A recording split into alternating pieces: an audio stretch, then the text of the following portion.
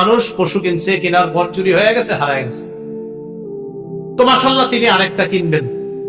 বাস কেনার পর এখন কিছুদিন পরে হারানো পশুটা ফিরে আসছে, চোরে দিয়ে গেছে বা কোনোভাবে ফিরে আসছে। এটা কিনছেন, হারায় গেছে, চুরি হয়ে গেছে। কিছুদিন পর চুরিকৃত পশুটা ফিরে আসছে, আবার এদিক দিয়ে আরেকটা কিনছেন। এখন পশু হইলো কয়টা? দুইটা। এক্ষেত্রে আপনার ইচ্ছা, আপনি যেটা মন চায় এটা কোরবানি দিবেন, দুইটার একটা কোরবানি দিয়ে দিলেই হয়ে যাবে।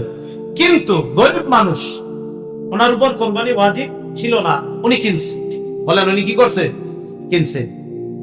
এখন উনি কেনার পর ওনার পশুটা চুরি হয়ে গেছে, তার উপর আর কোরবানি ওয়াজিব না, কারণ লা ইউকাল্লিফুল্লাহু নাফসান ইল্লা উসআহা, যেহেতু তার উপর এটা চাপাচাপি করা হবে না।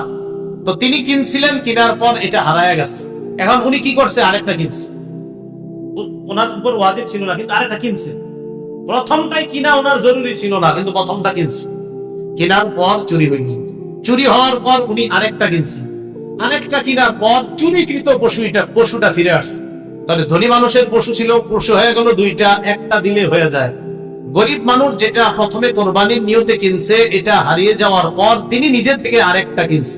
কেনার পর হারানো পশুটা ফিরে আসছে। এখন হইল কটা পশু? 2টা কোরবানি করতে হবে।